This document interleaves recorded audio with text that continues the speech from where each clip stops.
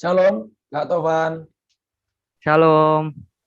Oke, puji Tuhan kita bisa akhirnya bertemu setelah beberapa kali saya ajak, mungkin kita bentrok di jadwal gitu ya. Tapi puji Tuhan bisa sekarang bertemu walaupun secara online untuk memberikan kesaksiannya kepada kita semua. Tanpa berlama-lama mungkin doa dulu ya sebelumnya. Saya akan pimpin dalam doa sebelum kita memulai kesaksian ini. Mari kita berdoa. Terima kasih Tuhan, kami bersyukur buat siang hari ini. Kembali kami untuk mendengarkan kesaksian dari anak-anak-Mu, hamba-hamba-Mu yang sudah Engkau pilih, yang sudah Engkau panggil untuk mengikuti rencana dan kehendak-Mu Tuhan. Biarlah Bapa melewat kesaksian ini, kami umat-Mu Tuhan mendapat kekuatan, mendapat semangat yang baru untuk semakin lebih lagi mengiring Tuhan Yesus. Bagi orang-orang yang menonton ini dari latar belakang manapun, biar Engkau juga campur tangan dalam kehidupan mereka. Terima kasih Tuhan, kami akan mulai kesaksian ini dalam nama Yesus. Haleluya. Amin. Oke Kak Taufan, silakan memperkenalkan diri dari namanya, asalnya, tinggal di mana, dan juga usianya atau kegiatannya juga sekarang sedang apa. Silakan Kak. Oke. Tes suara saya jelas enggak? Ya, jelas-jelas. Oke. Perkenalkan, nama saya Muhammad Tovan Rusnadi. Saya berumur sekarang 24 tahun. Asal dari Sulawesi Tengah, Palu. Kegiatan sekarang bisa dikatakan mahasiswa di Seminari Bethel semester akhir. Dan mungkin kegiatan sekarang ya kembali ke daerah karena COVID ini dan membantu pelayanan di gereja seperti itu. Oke, terima kasih Kak Tovan. Kemudian kalau boleh tahu nih, Kak Tovan katanya sebelumnya sempat memang dari awal beragama yang bukan Kristen ya. Kalau tahu dari agama apa Kak sebelumnya? Ya, sebelumnya saya dari Muslim sama Islam Ya. ya, dan orang tua saya, bapak saya seorang Muslim juga seperti itu. Oke, sebenarnya dari namanya udah ketahuan ya dari mana ya. Tapi Muslimnya ini Iya, apakah Muslim yang hanya biasa-biasa, kan ini mungkin ada tingkatannya, maksudnya kayak ada yang Muslim sekedar ya Muslim aja numpang KTP, atau lebih kental lagi seperti apa gitu ya Pak Toban? iya ya. eh, karena kalau kita yang sekarang ya pasti biasa ada kata-kata yang dibilang namanya Islam KTP lah atau agama KTP saja. Artinya dia tidak mendalami agama itu sendiri. Artinya dia seseorang yang cuman numpang agama saja dari lahir seperti itu. Kalau saya pribadi, karena saya dari keluarga suku Bugis dan kami dari kecil memang diajarkan agama seperti pada umumnya sih, diajarkan juga dari agama Islam itu sendiri. Dari kecil diajarkan yang mengaji dan lain-lain. Kalau saya bisa dikatakan uh, orang yang belajar ya, orang yang belajar. Kenapa bisa dikatakan orang yang belajar? Karena saya tamatan dari Madrasah Sanawiyah juga.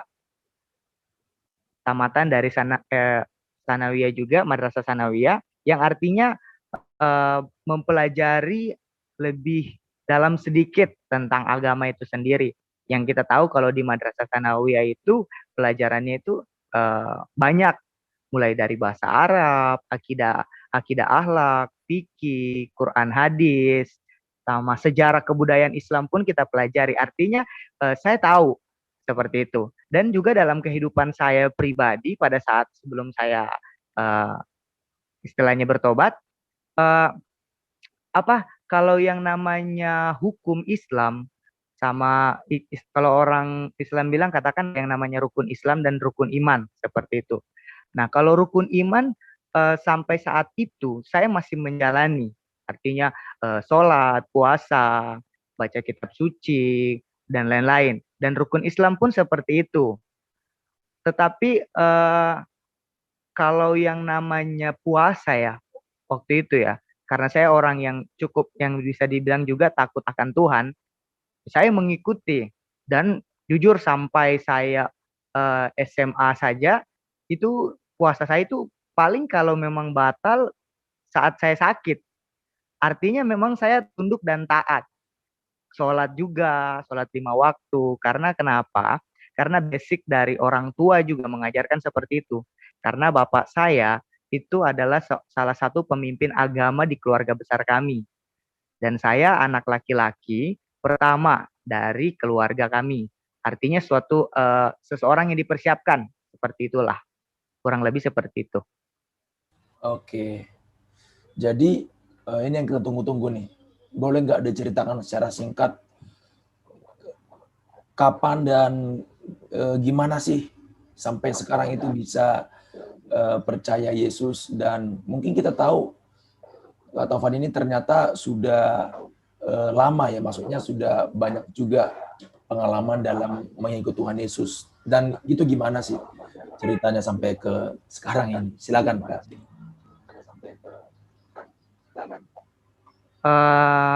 Iya baik. Kalau berbicara tentang menjadi pengikut Yesus itu sesuatu yang luar biasa ya, saya bisa katakan seperti itu. Karena kenapa? Karena kalau saya pribadi, kenapa sampai saya saat ini, detik ini menjadi pengikut Kristus, sampai mengambil keputusan sekolah Alkitab, artinya sekolah teologi mempelajari lebih dalam lagi. Tetapi kalau dilihat dari nama saya, jujur nama saya tidak saya rubah. Artinya memang dari sananya. Banyak orang sekitar, bahkan keluarga saya sendiri, yang keluarga muslim saya, keluarga besar dari bapak saya, itu kurang setuju. Karena kenapa? Karena sesuatu yang aneh menurut mereka gitu kan. Kamu sudah seseorang yang sudah bukan dari kami seperti itu, tetapi kenapa masih memakai nama seperti itu? Tetapi pada saat itu saya berpikir bahwa ini identitas saya, ini nama saya, pemberian dari orang tua saya. Walaupun sebenarnya itu ciri khas dari saudara kita, gitu kan, dari orang-orang Muslim seperti itu. Tetapi kalau saya pribadi, kenapa sampai saya menjadi pengikut Kristus? Uh, itu ceritanya sangat panjang, panjang sekali. Kenapa saya bilang sangat panjang? Karena memang prosesnya begitu kelihatan, begitu sesuatu yang kalau untuk dibicarakan itu, wah, panjang sekali. Tetapi saya mau singkat cerita, uh, untuk menjadi pengikut Kristus, saya pribadi pada saat itu, karena saya anak laki-laki pertama dari keluarga besar kami, saya sekolah agama juga, sempat madrasah sanawiyah selama 3 tahun, dan ikut pesantren kilat juga. Jadi otomatis iman saya itu sudah terbentuk seperti itu. Seperti yang dibicarakan tadi saudara Ucok bahwa dari Muslim juga ada yang namanya Islam KTP, artinya sesuatu yang mereka tidak pelajari lebih dalam lagi tentang apa yang mereka anut seperti itu kan. Tetapi pada saya pribadi, saya belajar akan hal itu, otomatis iman saya, pengetahuan saya tentang agama saya sudah terbentuk dengan kuat. Artinya saya sudah belajar loh, ini yang saya pegang, ini yang saya imani, dan ini yang saya percaya. Seperti itu. Nah, jujur saya pribadi adalah orang yang broken home. Kenapa saya bisa katakan seperti itu? Karena ini dimulai pertama dari keluarga saya. Bapak saya dan mama saya. Bapak saya orang Bugis, suku Bugis, Bugis Bone. Menikah dengan mama saya itu suku Mori. Nah, kalau kita tahu di Sulawesi Tengah itu suku Mori itu mayoritas Kristen. Dan memang mama saya juga Kristen saat itu. Nah, tapi bisa dikatakan juga Kristen juga bisa dikatakan ada yang namanya Kristen KTP. Artinya mereka memang terlahir Kristen tapi tidak mengenal tentang kebenaran, tidak mengenal siapa mereka sebenarnya, apa yang mereka percayai. Jadi istilahnya memang cuman KTP doang seperti itu. Dan mama saya juga kalau bisa dikatakan salah satu orang yang seperti itu. Artinya tidak mempelajari lebih dalam lagi. tentang kekristenan. Nah, singkat cerita mama saya dan bapak saya ketemu dan menikah, dan akhirnya karena eh, mama saya mengikut bapak saya seperti itu, dan dia mualaf seperti itu. Dan mama saya masuk Islam, ikut bapak saya itu kurang lebih 10 tahun, dan itu ya cukup panjang. Nah, Wow. akhirnya kami semua, saya empat bersaudara, kami tiga bersaudara laki-laki semua, dan saya anak pertama. Nah, otomatis kami yang lahir dari keluarga Muslim seperti itu, karena mama saya juga sudah mualaf. Kami semuanya lahir 3 orang dari Muslim. Nah, setelah sekitar 10 tahun rumah tangga dari keluarga bapak eh, saya percaya, dan firman Tuhan juga katakan bahwa eh, domba yang tersesat itu akan Tuhan cari selama dia masih bisa dicari, seperti itu. Dan saat itu saya percaya bahwa itu dimulai dari mama saya. Karena mama saya ya memang lahir dari Kristen seperti itu. Nah, akhirnya mama saya yang duluan bertobat. Tetapi itu juga punya proses yang panjang karena tidak gampang seperti itu. Nah, dimulai dari situ, saya di situ sudah berumur sekitar 16 tahun ya, 15-16 tahun ya. Nah, di situ mama saya dan bapak saya sudah pisah, artinya sudah cerai. Semua sudah dengan keluarganya masing-masing. Tetapi saya pribadi, saya ikut bapak. Karena keluarga ambil komitmen bahwa selama anak-anak belum berumur 17 tahun, semuanya itu ikut bapak. Jadi kami bertiga semuanya ikut bapak. Nah, tetapi karena saya pribadi sudah disekolahkan bapak pada saat itu dari Madrasah Sanawiyah, otomatis iman dan doktrin saya sudah terbentuk. Dan mama saya anggap itu dia murtad seperti itu. Karena dia sudah meninggalkan kembali Islam. Nah, singkat cerita, ini momen di mana saya mengenal Yesus ya, seperti itu ya. Ya, betul. Jujur kalau dari kecil, dari saya kelas 5 SD, itu saat itu saya pindah sekolah dari bapak saya ikut mama. Saya pergilah ke kampung mama di situ. Kurang lebih sekitar 2 tahun lah sampai saya masuk SMP. Nah, dari situ saya sudah mengenal Yesus sebenarnya. Oh, Siapa Yesus itu? Kenapa? Karena keluarga besar mama saya Kristen. Keluarga besar mama saya Kristen saat itu. Akhir karena keluarga besar Kristen, otomatis ada banyak ibadah yang diadakan di rumah, betul tidak? ya, betul, betul. Dan saya waktu itu masih SD, sempat mendengar yang namanya sekolah minggu, gitu kan? Sekolah minggu, ya mengenal siapa Yesus, gitu-gitu, masih kecil. Nah, setelah itu saya tahu siapa Yesus itu, gitu, lewat dari cerita-cerita sekolah minggu dan lain-lain. Tetapi kan saya masih kecil. Nah, saat itu pas saya di kampungnya mama, karena bapak sudah mulai tahu bahwa saya sudah mengenal gitu kan, sudah tahu gitu. Akhirnya secara tidak langsung bapak suruh saya sekolah ulang di Palu, di kota gitu. Nah, pas saya di kota itu saya langsung dimasukin di Madrasah Sanawiyah. Karena ternyata mama sama bapak sudah ambil komitmen waktu saat itu, dan kami anak-anaknya tidak tahu gitu kan. Karena mama juga sudah kembali ke Kristen, sedangkan bapak tetap Islam, seperti otomatis ada yang mengikut anak-anak kemana gitu kan, pertanyaannya kan. Nah, saat itu mama dan bapak punya komitmen bahwa selama anak-anak masih di bawah 17 tahun mereka ikut bapak. Nanti di umur 17 tahun mereka baru berhak memilih ikut siapa.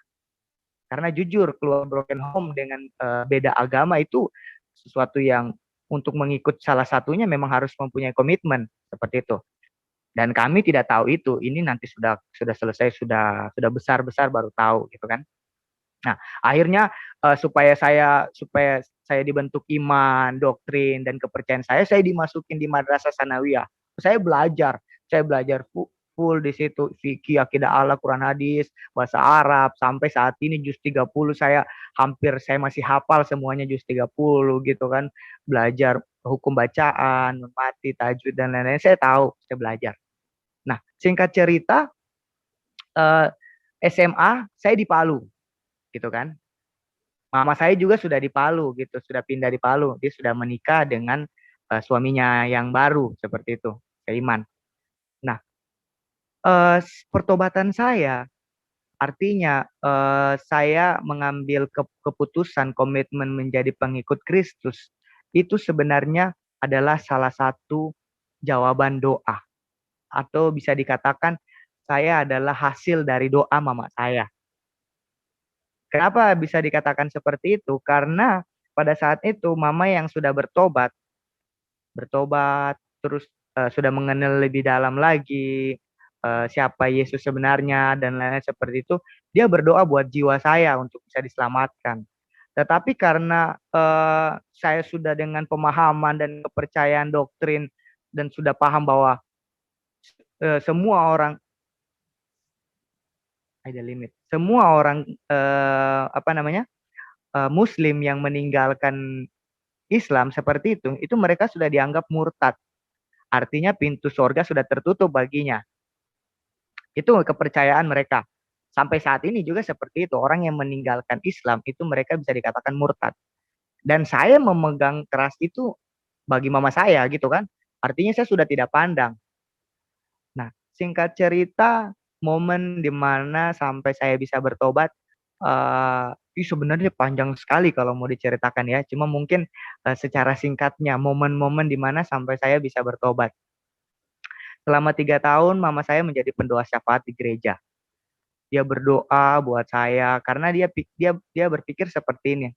Dia percaya bahwa jika saya sudah diselamatkan, maka adik-adik saya semua juga ikut diselamatkan. Seperti itu. Karena kenapa? Kita tahu bahwa kalau seseorang yang sudah diselamatkan terus dia mempunyai orang-orang di sekitarnya yang dia sayangi, tentunya dia juga mau orang-orang yang disayangi itu ikut selamat seperti itu kan. Apalagi seorang ibu, seorang mama gitu. Coba kalau seorang mama yang pengen 3 orang anaknya ini yang saat itu ya tidak seiman dengan dia dan dia percaya bahwa keselamatan cuman percaya Yesus sedangkan anaknya yang 3 orang ini tidak percaya Yesus sebagai juru selamat. Akhirnya dia begitu sedih, dia minta sama Tuhan bahwa Tuhan jika dia Tuhan panggil untuk diselamatkan kembali, dia juga mau anak-anaknya diselamatkan. Dari saat itu mama saya berdoa terus melayani Tuhan. Pokoknya dia minta sama Tuhan bahwa kami semua bisa diselamatkan. Dan prosesnya itu tidak mudah, tidak sedih, tidak sebentar. Itu 3 tahun. Kenapa saya bisa katakan 3 tahun? Karena saat itu saya baru tamat SMA ya, umur 17 tahun. Mama saya mulai untuk menginjili saya atau berbicara tentang Yesus kepada saya itu setelah saya umur 17 tahun. Karena dia sudah komitmen sama bapak saya untuk anak-anak bisa memilih jalannya di umur 17 tahun. Tetapi karena saya sudah percaya, sudah belajar dan lain-lain tentang Islam, saya tidak mendengarkan hal itu. Sampai suatu momen di mana mama saya itu selama mengabarkan Injil, contoh satu kasus waktu itu saya lagi sementara nonton TV gitu, kita nonton bareng gitu kan. Tiba-tiba mama mengambil kesempatan untuk bicara tentang Yesus gitu. Katanya seperti ini.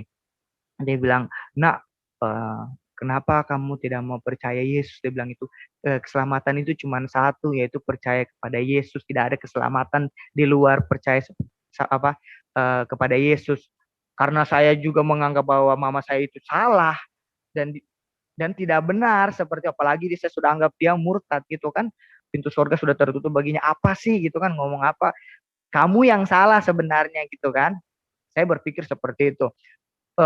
Terus pokoknya mama berbicara karena begini, "Nak, kamu tahu Yesus," katanya gitu. "Kamu dari waktu kecil sempat ikut sekolah minggu juga beberapa kali kayak gitu kan, ikut-ikut gitu mendengar dan lain-lain. Kenapa nak percaya?" Dalam hati saya sudah terbentuk, siapa Yesus itu cuma nabi gitu, dia seorang manusia biasa kok kamu sebagai menyembah manusia biasa gitu kan.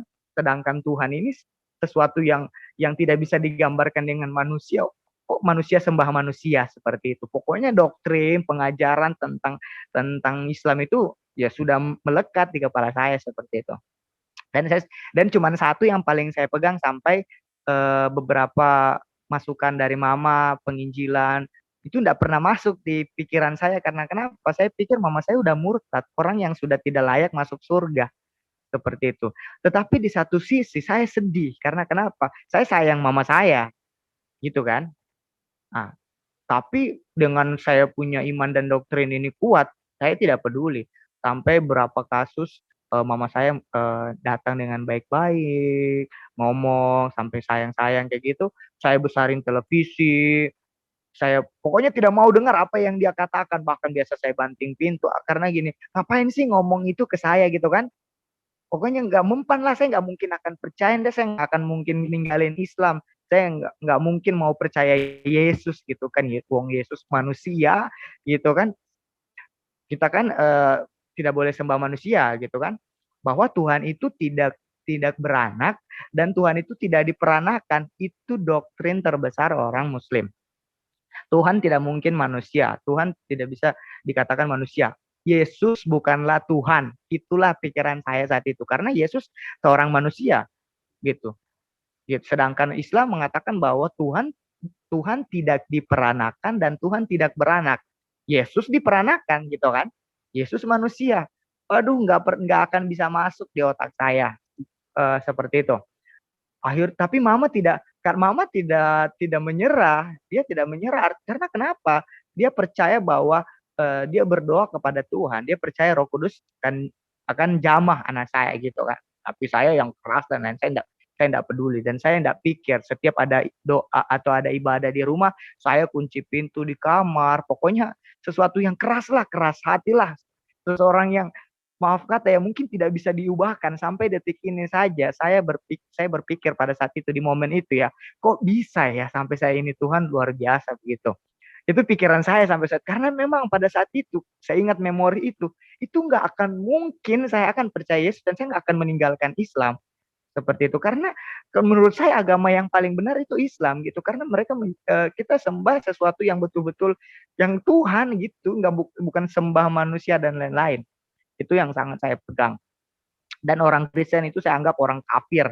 Betul-betul mereka itu salah lah, memang tidak benar gitu. Memang mereka itu wajar lah dibakar seperti dan lain-lain. Pokoknya saya fanatik sekali lah kalau saat itu. Betul ya, saya kalau melihat orang Kristen saya tidak suka saat itu. Saya sangat membenci orang Kristen. Cuman karena mama saya adalah seorang ibu saya. Mama saya melahirkan saya, otomatis kebencian saya itu tidak sebesar dengan orang-orang lain. Tetapi karena dia Kristen, saya benci, saya tidak suka. Di situ kami bertolak belakang di situ. Walaupun kamu mama saya, iman kamu beda, iman saya beda. Dan saya tidak suka mama saya dalam ranah agama. Tapi kalau untuk kehidupan sehari-hari ya mama saya sayang sekali. Tetapi kalau masalah iman, akidah dan akhlak itu saya nggak bisa toleransi itu. Kamu kafir lah seperti itu. Saya sangat keras. Tetapi mama saya tidak berhenti saat itu. Uh, dia dia selalu berdoa dan mama saya pendua syafaat sampai titik di mana mama saya di gereja kami saat ini itu punya namanya misi, setiap tahun misi pelayanan ke pedalaman seperti itu, dan pada saat itu mama saya ikut. Dia melihat banyak jiwa, dia melihat banyak orang-orang di pedalaman yang tidak percaya Tuhan gitu kan. Dan mama saya berdoa buat mereka, mama saya berbicara tentang Tuhan dan lain sampai mereka diselamatkan dan mau percaya Yesus. Saat itu mama saya itu sangat tertekan karena kenapa? Dia berpikir begini, dia bilang sama Tuhan, ini kesaksian mama saya juga ya, di mana nanti momen di mana saya percaya Yesus. Dia bilang sama Tuhan seperti ini, Tuhan, ngapain Engkau bawa saya sampai di tempat ini untuk menyelamatkan banyak jiwa, sedangkan di rumah saya 3 orang anak saya itu belum bisa diselamatkan. Itu mama saya nangis guling-guling katanya sama Tuhan begitu, sampai dia hampir marah sama Tuhan karena dia sudah stop untuk sebenarnya udah capek untuk melayani Tuhan karena sebenarnya dia juga rindu karena dia sayang kami dan saya juga sayang dia seperti itu. Akhirnya saat itu mama pulang dari pelayanan itu di gereja, terus Tuhan berbicara sama mama saya, ini kesaksian mama saya, Tuhan bilang seperti ini, sudah Cukup sampai di sini, kerja kerasmu, apa yang kamu lakukan, apa yang kamu perbuat untuk anakmu, kata gitu. Cukup doakan saja, cukup berdoa saja. Karena pada saat itu bertahun-tahun loh, mungkin ada sekitar 1 tahun lebih. Itu mama saya tuh ngomong Yesus mulu, pokoknya di ruang makan, di televisi, sementara nonton TV, dimanapun kami ngomong ada waktu sejenak diam gitu. Pokoknya nggak berhenti, kenapa nggak percaya Yesus? Pokoknya ngomong Yesus, nah tidak ada jalan selamat, kamu nggak akan selamat gini gini gini. Saya nggak akan dengar itu karena saya anggap apa itu, kamu ngomong apa? Kamu sudah salah gitu kan. Sampai momen di mana mama saya itu tidak berbicara lagi tentang Yesus. Momen di mana mama saya itu tidak pernah berbicara Yesus. Selama 1 tahun lebih yang berturut-turut loh, ini hampir tiap hari. Nah, di situ sekitar tahun 2015 akhir. Tahun 2015 akhir, mama saya sudah berhenti berbicara Yesus. Saya pun merasa hal itu kayak aneh gitu kan, kok tiba-tiba tidak ngomong tentang Yesus. Padahal sebelumnya ini nggak pernah putus loh ngomong Yesus, tidak pernah putus. Pokoknya selalu sampai mama menggunakan berbagai cara sampai titik di mana mama itu pernah membujuk dengan materi. Katanya seperti ini, kalau kamu ikut Natal pokoknya apa yang kamu mau beli, mama belikan begini-begini. Sampai di mana sesuatu yang itu membuat kita enak untuk bisa percaya seperti itu. Tetapi saat itu tahun 2015 akhir sampai pertengahan tahun 2016, itu mama saya tidak pernah berbicara Yesus. Dia diam. Itu kurang lebih 3 tahun loh.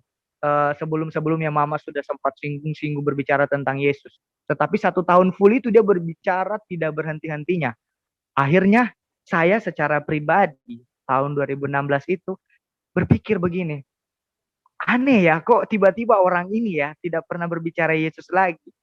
Nah, tapi saat itu karena mama saya tidak pernah berbicara lagi, akhirnya saya yang penasaran.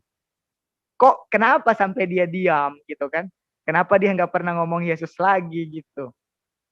Tapi ternyata ini kesaksian mama saya, dia terus berdoa terus, pokoknya sebelum saya tidur, pokoknya yang cuman bisa mama saya lakukan yaitu berdoa. Hanya bisa menyerahkan sama Tuhan karena Tuhan sudah bilang sama dia, Tuhan berbicara sama mama seperti ini, sudah stop, kamu cukup berdoa, sisanya serahkan kepada saya. Tuhan bilang begitu sama mama, akhirnya mama ikut suara Tuhan, dia enggak pernah ngomong Yesus lagi, diam di ruang makan, diam, pokoknya kehidupan seperti biasa, masak, ngomong yang lain dan lain-lain, tapi tidak pernah keluar Yesus dari bibirnya. Saat itu, nah ini momen titik di mana saya bisa mengenal Yesus. Saat itu saya ingat sekali, ini di mana momen saya bertobat ya, sampai detik ini saya masih ingat. Itu hari Sabtu. Sabtu sore hari. Sabtu dari pagi lah, dari pagi sampai sore hari. Saat itu hari Sabtu memang kegiatan biasanya tiap sebulan sekali. Itu mama ada ibadah rukun gitu kan, ibadah padang atau ibadah keluarga gitu dengan keluarga-keluarga di sini. Nah, mama itu sudah keluar dari rumah dari Sabtu pagi. Sabtu pagi sudah tidak ada di rumah. Nah, saat itu saya dipercayakan di rumah untuk membersihkan rumah, gitu kan. Tapi ini sudah momen di mana mama sudah tidak berbicara Yesus. Dan saya penasaran, kenapa bisa dia tidak ngomong Yesus lagi? Ada sesuatu yang lain gitu kan, sesuatu yang aneh yang orang yang sering lakukan tiba-tiba tidak lakukan lagi. Orang katakan seperti ini, ada orang yang seringnya cerewet, banyak ngomong, tiba-tiba dia diam, kan pasti ada sesuatu gitu kan. Nah, itu membuat saya timbul penasaran. Akhirnya hari Sabtu pagi hari saya membersihkan rumah. Saya beres-beres rumah, pokoknya dari dapur sampai ruang tengah, sampai titik momen di mana saya membersihkan kamar mama saya. Saya bersihkan, saya dapat satu buku. Saya dapat satu buku, yang buku itu memang itu pertanyaan-pertanyaan dalam hati saya yang memang saya tidak mau ungkapkan dan itu belum ada jawaban. Mungkin jawabannya di sepihak, artinya cuma saya memegang jawaban saya sendiri, tetapi bukan jawaban sebenarnya. Seperti itu. Akhirnya saya dapat satu buku, sampulnya hitam dan sampulnya itu sangat menarik untuk menurut saya baca. Buku itu sampulnya bulan bintang sama salib. Nah, bulan bintang ciri khasnya orang Islam, Muslim, sedangkan salib Kristen. Dan judul buku itu judulnya Jangan Sebut Saudaramu Kafir. Saat itu buku itu, saya tertarik untuk membaca. Saya tertarik untuk membaca buku itu. Akhirnya saya mengambil waktu di mana sudah selesai beres-beres, istirahat, saya baca buku itu. Saya baca, saya baca, saya baca, saya baca. Tapi dengan penuh dengan hati yang dimana saat itu saya penasaran, gitu kan? Saya penasaran kenapa sampai mama saya gini-gini. Saya baca, dan beberapa banyak pertanyaan-pertanyaan yang belum bisa dijawab. Akhirnya buku itu membuat saya tertarik untuk lebih dalam. Siapa sih Yesus ini sebenarnya? Kenapa sampai orang Kristen ini disebut kafir? Kenapa buku ini mengatakan bilang jangan sebut saudaramu kafir seperti itu? Udah, saya baca ada sekitar 2 jam mungkin saya baca buku itu selesai karena saking antusiasnya, saking penasarannya, saking saya pengen tahunya. Akhirnya selesai buku itu saya rasa ada sesuatu yang lain seperti itu kan, sesuatu yang kurang seperti itu. Saya berpikir itu kurang. Akhirnya karena saya merasa penasaran lebih, saya cari lagi. Saya masuk ke kamar mama saya berusaha untuk cari buku-buku lain untuk baca. Tapi saya tidak menemukan buku-buku lain. Saat itu saya tidak menemukan lagi. Sampai titik di mana saya buka satu laci mama saya dapat kayak fotokopi beberapa lembar kayak fotokopi, bukan buku, cuman kayak fotokopi doang. Di situ saya dapat satu rim kayak seperti fotokopian begitu. Itu tidak ada sampul dan lain-lain. Saya buka. Nah, ternyata di situ itu adalah buku mungkin beberapa ayat-ayat Al-Qur'an dan ayat-ayat Alkitab di situ tentang Yesus. Siapa Yesus ini? Sang Imam Mahdi dikatakan, siapa Nabi Isa ini dan lain-lain. Nah, tapi saat itu saya menolak untuk percaya Yesus karena saya tahu dan doktrin saya Yesus adalah seorang manusia dan lain-lain seperti itu. Tidak mungkin dia sebagai Tuhan dan juru selamat. Bagaimana cara dia menyelamatkan manusia sedangkan dia manusia juga? Saya berpikir seperti itu. Tetapi hati saya sudah mulai terbuka dengan Yesus ini. Siapa Yesus ini? Sebelumnya saya sangat menolak dan saya tidak akan pengen mau tahu lagi seperti itu. Akhirnya saya membaca di buku itu dan pertanyaan selama ini yang mungkin saat itu saya berpikir, buku itu menjawab. Dikatakan di situ seperti ini, dia menganalogikan seperti ini, bagaimana seorang manusia mau berbicara kepada sekelompok semut di situ bahwa di sini loh ada makanan gitu kan. Sedangkan semut itu sedangkan manusia itu tidak bisa berbicara kepada semut itu. Begitupun sebaliknya. Tetapi karena manusia ini pengen bahwa ini loh makanan gitu. Kalian ke sini loh ke makanan ini. Nah, itu pertanyaan di buku itu dan jawabannya belum, tidak ada gitu kan. Ditanya gitu. Terus saya berpikir kayak gini. Saya mencoba untuk menjawab. Saya tidak tahu, tidak ada jawabannya karena cuma pertanyaan doang seperti itu. Saya bilang begini, gampang gitu kan, tinggal apa namanya, suruh aja itu semut mungkin ditiup atau pokoknya saya berpikir berbagai hal untuk dengan logika saya bagaimana caranya sampai semut itu bisa dapat makanan. Akhirnya saya tidak menemukan jawabannya. Ternyata jawabannya itu di akhir dari fotokopi itu. Karena mungkin dia suruh kita membaca dan lain-lain. Di akhir fotokopi itu dia katakan seperti ini. Untuk membuat semut itu, semua semut itu datang kepada makanan, bukan cuma 1, 2, 10, 20 semut ya, tetapi semuanya manusia itu pengen semua semut itu datang kepada makanan itu. Yaitu cuma satu caranya, yaitu dengan manusia itu menjadi semut itu sendiri untuk datang kepada semut itu berbicara, "Woi, di sini loh ada makanan," gitu katanya supaya semut itu datang mengerti ke makanan itu.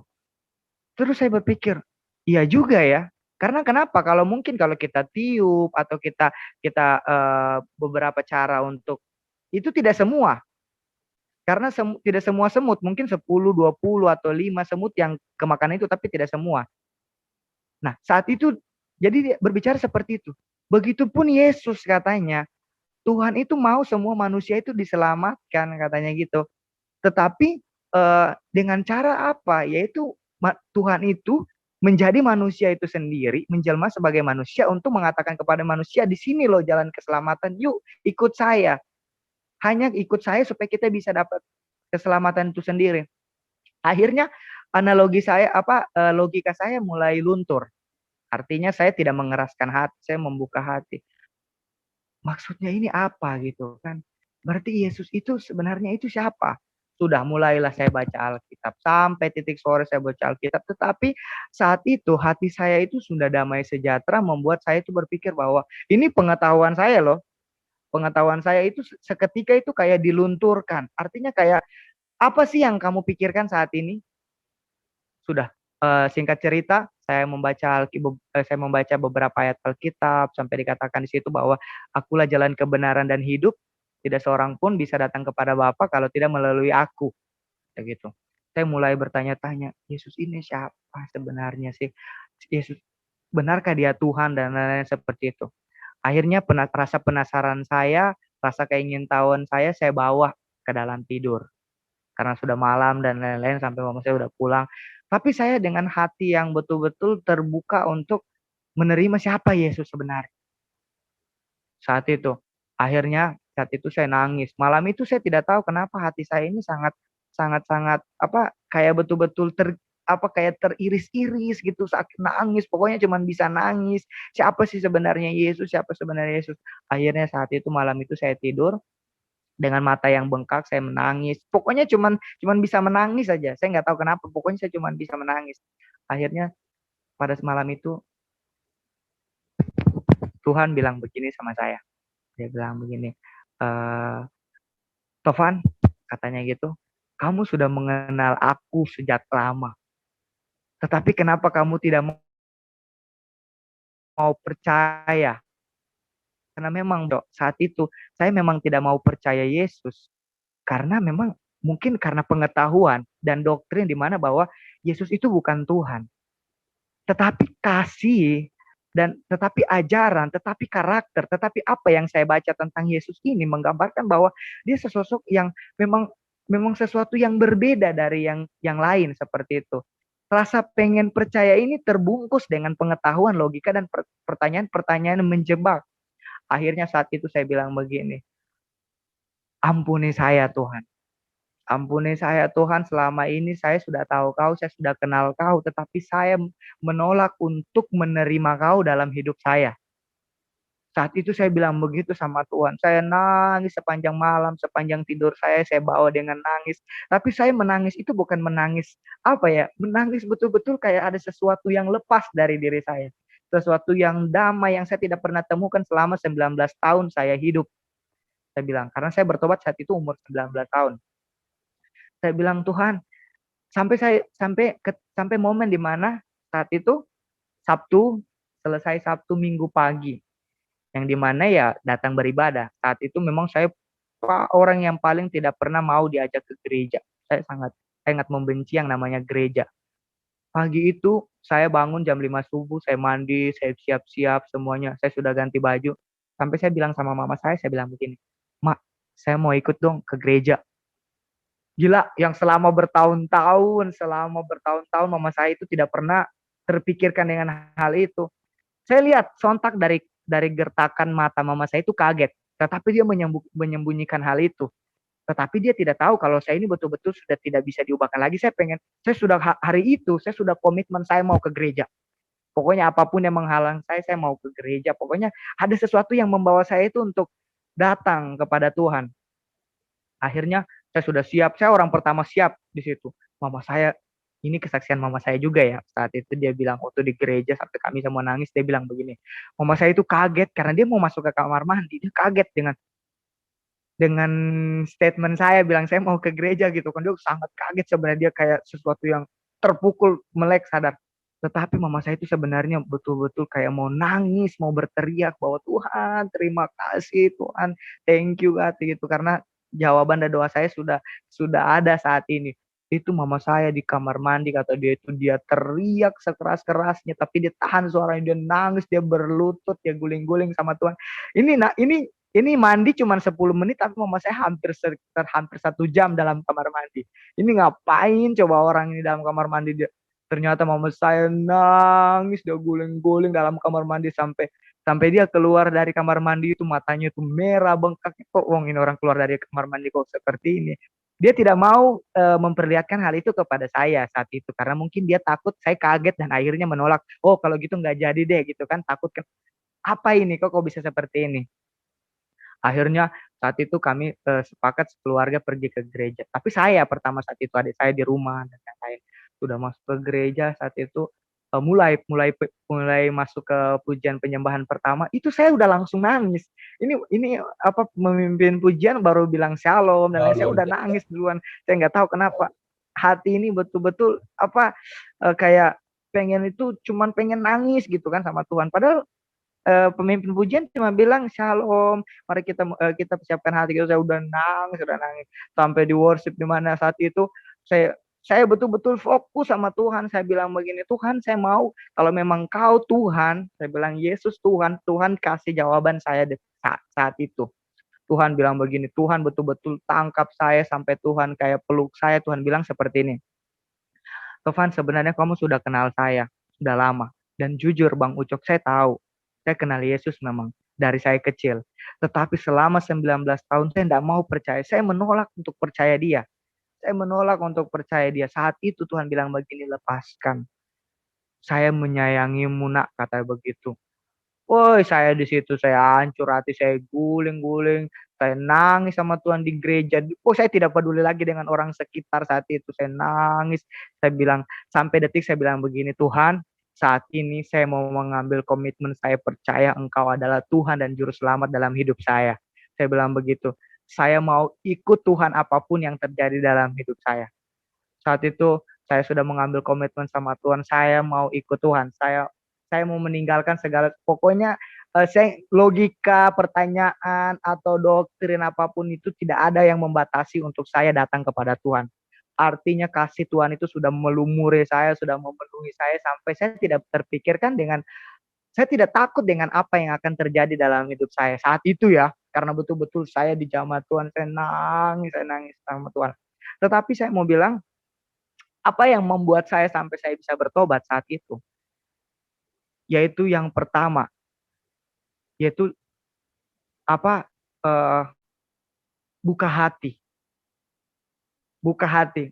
Saat itu saya bilang, kenapa sampai buka hati adalah kunci utama untuk menerima Yesus sebagai juru selamat. Karena pada saat itu selama 19 tahun saya menutup rapat-rapat pintu hati dan pikiran saya untuk masuknya Yesus saat itu. Tetapi di mana momen saya membuka hati, Yesus menjamah, melumuri, bahkan membuat sesuatu yang tidak bisa saya pikirkan menjadi sesuatu yang terjadi. Terus yang kedua, saya merasakan cintanya Tuhan, kasihnya Tuhan itu mengalir dalam hidup saya. Saat itu saya menangis. Saya cuma bisa menangis. Orang yang dilumuri Tuhan itu cuma bisa menangis karena kenapa? Dia tahu, dia sadar bahwa dirinya itu tidak layak sebenarnya untuk datang sama Tuhan karena dia sudah sering menyakiti hati Tuhan. Saya sangat menyakiti hati Tuhan loh. Saya tahu Yesus sebenarnya, jujur ini orang tidak tahu, saya tahu Yesus. Tetapi saya membuat pengetahuan saya tentang Yesus itu saya tutup rapat-rapat dan saya tidak mau tahu yang namanya Yesus. Saya menolak untuk tahu. Artinya saya menolak untuk percaya bahwa Yesus adalah Tuhan. Padahal nyata-nyatanya sebenarnya dalam kehidupan saya, Yesus sudah bekerja. Dan saya menolak hal itu. Tetapi pas saya membuka hati untuk menerimanya, itu adalah momen di mana saya menerima Yesus dalam hidup saya. Singkat cerita, saya bertobat, saya mengikut Tuhan, saya ikut pelayanan dan lain-lain sampai detik di mana saya mengambil komitmen untuk Tuhan, saya punya oikos lebih besar. Bagaimana saya menghadapi keluarga besar saya, keluarga besar bapak saya mau lebih lebih dalam lagi mempelajari Tuhan.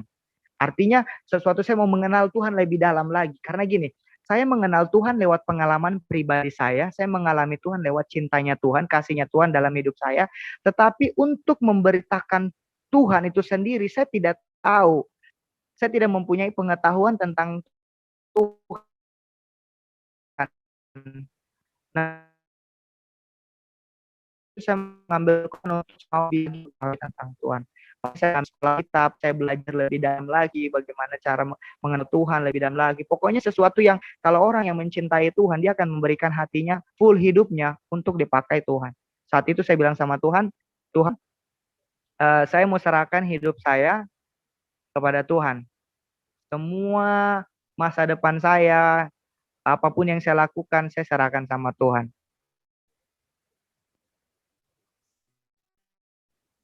Halo, Ya, lanjut Kak. kan enggak suara saya? Ya, dengar. Cuma tadi sempat terputus. Iya, itu saya bilang sama Tuhan kan saya ambil komitmen saya mau ikut. Jadi eh, waktu saat itu ah itu adalah momen di mana kayaknya bagaimana sampai Tuhan sampai kamu mengikut Yesus itu sendiri. Sebenarnya ada beberapa hal yang panjang yang saya tidak bisa ceritakan secara detail, tetapi kurang lebih garis besarnya sampai saya bisa mengikut Tuhan itu cuma satu, yaitu saya mengalami Tuhan dalam hidup saya. Dan kedua, bahwa untuk mengalami Tuhan dalam hidup saya itu saya harus membuka hati. Karena untuk mengalami Tuhan kita tidak bisa. Kita harus membuka hati kita. Ya, mungkin itu Bang Ucok. Oke. Wow, luar biasa. Kita bisa berikan tepuk tangan dari rumah masing-masing ya untuk Tuhan Yesus.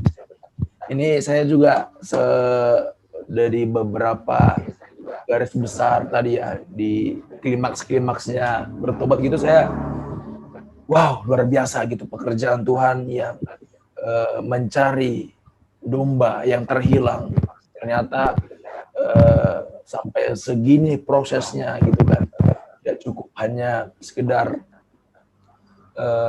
mamanya Kak Tovan berdoa, tapi sampai benar-benar memang Tuhan sendiri mau pengen gitu menjamah langsung ya Kak Tovan. Dan tentunya ini semua juga berkat doa dari ibunda dari Kak Tovan ya. Ini luar biasa banget ya kalau ibu-ibu kok udah berdoa sungguh-sungguh, itu luar biasa gitu. Saya juga pernah kesaksian juga di channel ini ya, sempat ada anak muda juga dan sama, ternyata dia bertobat itu hasil doa dari ibunya. Luar biasa. Nah, mungkin kira-kira kalau mungkin ibunya Kak Tovan mau nonton tayangan ini ya, Kak Tovan mau ngomong apa gitu sama mamanya, atau mungkin memang sudah bertemu di sana, tapi supaya lebih so sweet gimana gitu ya, apa yang mau Kak Tovan sampaikan?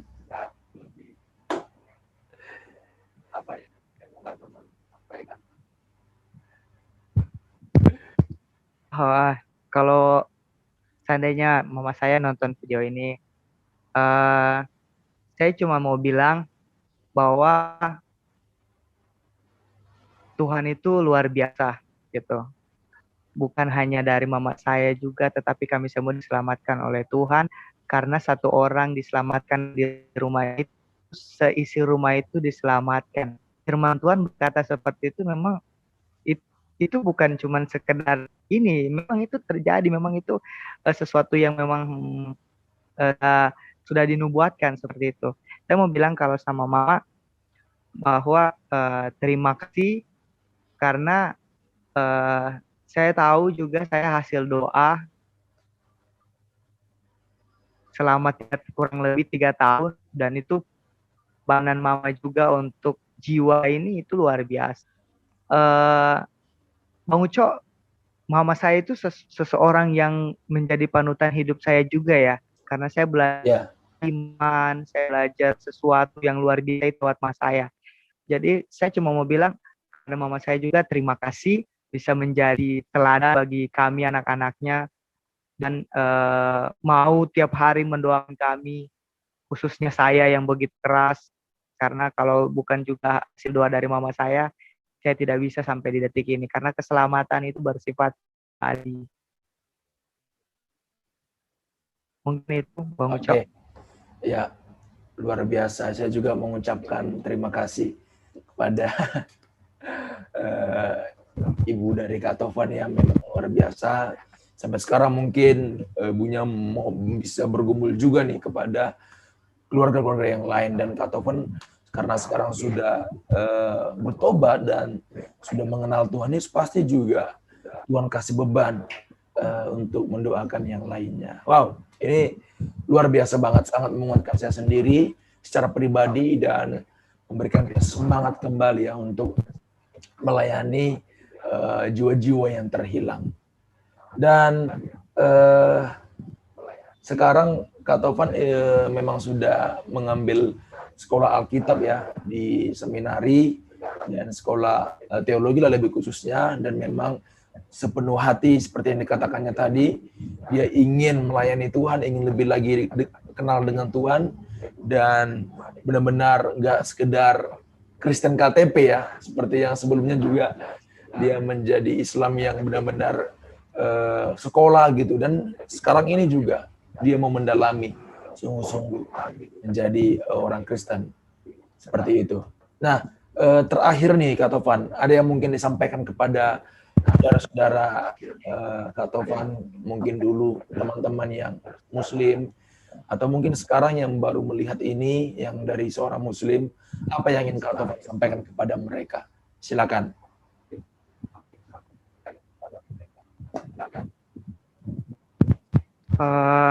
Yang saya mau sampaikan sebenarnya satu, bahwa yang hanya bisa menyelamatkan kita, karena kenapa? Karena kita orang yang percaya akan Tuhan, itu akan berpikir bahwa kemana kita selanjutnya, seperti itu. Nah, saya cuma mau bilang kepada saudara-saudara semuanya bahwa keselamatan hanya bisa didapat dengan percaya kepada Yesus. Percaya kepada Yesus itu tidak mudah kelihatan percaya, tetapi satu yang komitmen dari pribadi. Kalau kita semua yang dipenuhi dengan pemikiran, logika, pertanyaan yang membuat Tuhan susah masuk untuk dalam kehidupan itu, coba ambil bagian di mana kita membuka hati. Saya mau sampaikan kepada saudara-saudara semua yang mendengarkan hal ini, saya secara pribadi saat itu betul menolak, tidak mau percaya. Tapi momen untuk kita bisa mengetahui, momen untuk bisa kita paham tentang Tuhan itu cuma satu. Jadi yang pertama, kita buka hati kita membuka hati untuk menerima. Coba menerima bagaimana apa cara Tuhan itu sebenarnya. Saya percaya itu kalau kita membuka hati untuk menerima, mencoba untuk membiarkan Tuhan itu masuk dalam kehidupan kita, saya percaya sesuatu yang luar biasa akan terjadi dan kita sendiri pasti akan merasakan hal itu. Dan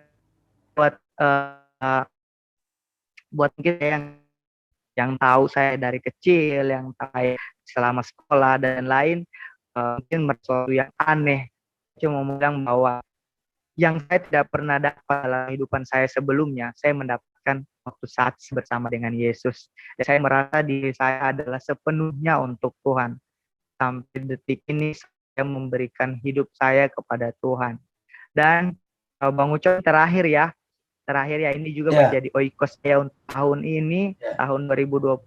Saya bilang sama Tuhan, saya bilang di ulang tahun saya yang barusan kemarin, 13 Maret, saya bilang sama Tuhan begini, Tuhan, 1 tahun ini saya mau berikan sama Tuhan. Artinya tema dalam hidup saya itu memberi. Dan saya selesai semester ini, selesai sekolah semester ini, karena saya belum bisa wisuda di tahun ini, karena ada beberapa hal yang saya mengulang, yang menunda kelulusan untuk di tahun depan. Artinya ada 1 tahun yang saya tidak ngapa-ngapain. Seperti itu. Dan saya bilang sama Tuhan, Tuhan tidak ada secara kebetulan dalam hidup saya. 1 tahun ini Tuhan, saya mau berikan hidup saya melayani sama Tuhan di pedalaman. Jadi memang karena rasa cintaku sama Tuhan, karena Tuhan sudah lebih dulu mencintai saya, bagaimana respon saya untuk membalas cintanya Tuhan, yaitu saya memberikan hidup saya. Mungkin itu, Cok. Oke, wow. Luar biasa ya, tidak tanggung-tanggung sekali terima Tuhan Yesus yang langsung all out ya, sepenuhnya ikut Tuhan. Saya juga tertarik dengan penggunaan kata itu ya, tema dalam kehidupan kita ternyata harus bisa juga tuh dibuat ya, supaya kita semangat hari ini targetnya, maksudnya tahun ini targetnya apa. Wow, sangat luar biasa dari Kak Muhammad Taufan Rusnadi, dan dia sendiri juga bangga menggunakan nama ini dan tidak masalah dalam pelayanannya.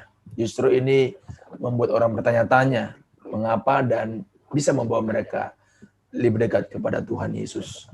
Oke, sampai di sini kesaksian dari Kak Tovan. Terima kasih buat penonton, Bapak Ibu Saudara yang sudah mengikuti dari awal. Biar ini menjadi berkat bagi kita semua, kita tetap bagikan kasih Tuhan kepada orang-orang, bagi saudara-saudara kami juga dari agama seberang. Kita tetap menjaga toleransi, dan kita saling nggak usah ada itulah ya cekcok ya, ini semua kita juga tetap menghargai ya keberaneka-ragaman agama yang ada di Indonesia ini. Dan juga bagi Bapak Ibu Saudara yang rindu bersaksi di channel ini, silakan nanti menghubungi akun Instagram yang sudah dibuat di biodata dari channel ini. Terima kasih, dan Kak Tovan juga saya mengucapkan terima kasih banyak sudah bisa berkunjung dan menyampaikan kesaksian bagi kami semua. Tuhan Yesus memberkati kita sekalian. Shalom.